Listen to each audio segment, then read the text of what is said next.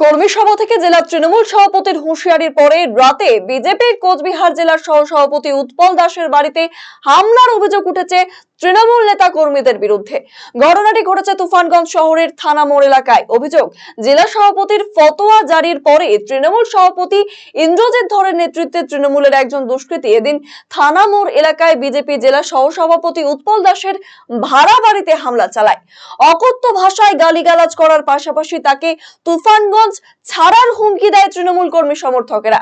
খবর পেয়ে ঘটনাস্থলে ছুটে আসে তুফানগঞ্জ থানার পুলিশ, যদিও পুলিশ পরবর্তীতে পরিস্থিতি সামাল দেয়। অভিযোগ, এদিন তুফানগঞ্জ জোড়াই মোড় এলাকায় তৃণমূল কংগ্রেসের বিধানসভা ভিত্তিক কর্মী সভা অনুষ্ঠিত হয়।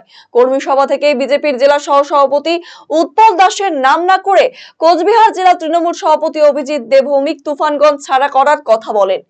তারপরে এদিন রাতে বিজেপি জেলা সহ সভাপতি উৎপল দাসের বাড়িতে হামলার ঘটনা ঘটে।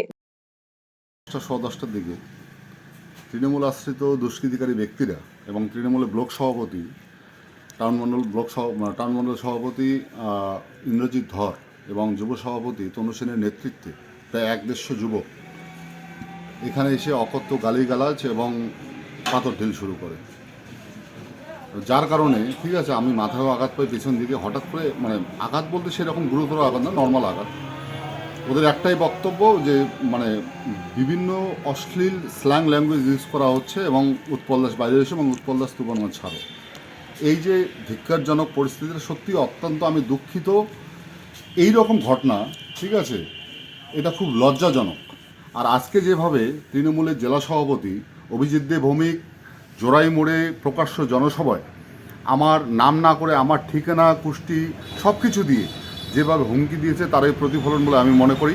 এই লজ্জা লুকানোর জায়গা নেই। আর তৃণমূল আশ্রিত দুষ্কৃতিকারী ব্যক্তিরা যদি মনে করে যে এইভাবে বিজেপি নেতা থেকে শুরু করে বিজেপি কর্মীদেরকে ঘরে ঢুকিয়ে দেবে, তাহলে তারা মূর্খের স্বর্গে বাস করছে। আগামী দিনে বর্তমানে আমি আমার রাজনৈতিক জীবনে 25% মাত্র দিয়েছি, কিন্তু যে ঘটনা ঘটালো সত্যি লজ্জাজনক। হয়তো আমি এই বাড়িতে আর থাকতে পারবো না, কারণ ওনারা বলছে যে তুফানগঞ্জ আমাকে ছাড়তে হবে। হয়তো এই বাড়িতে থাকতে পারবো না, কিন্তু আমার একটা নিজস্ব বাড়ি রয়েছে এবং এটা তুফানগঞ্জ বিধানসভার অন্তর্গত।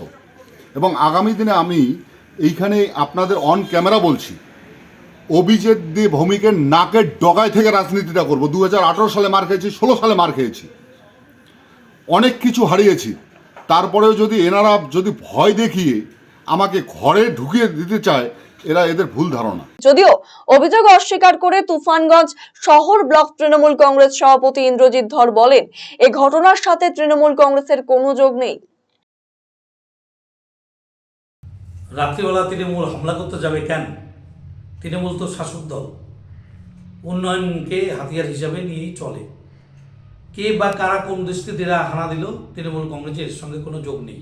এটা বিজেপির চক্রান্ত। জেলা সভাপতি এরকম কোনো বক্তব্য রাখেনি। আমি প্রেজেন্ট ছিলাম মঞ্চে। তিনি বলছেন উন্নয়নের ধারা চলছে, বিজেপি উন্নয়নে ব্যাঘাত করছে, মানুষকে বিভ্রান্ত করছে, ধর্ম নিয়ে কথা বলছে। মানুষ সর্বধর্মে সহিষ্ণু। জেলা সভাপতি কোনো উস্কানিমূলক বক্তব্য রাখেননি কোনোদিন। তৃণমূলে কোনো যোগ নেই। উৎপল দাসের কোন গোষ্ঠীর সঙ্গে কোন কাচাল, ওদের নিজেদের ঝগড়া। আমি তো আগেও বলেছি, বারংবার বলেছি, 12 মাসে 13 পরমার মতন বিজেপির গোষ্ঠী 12-14টা। ভিত্তি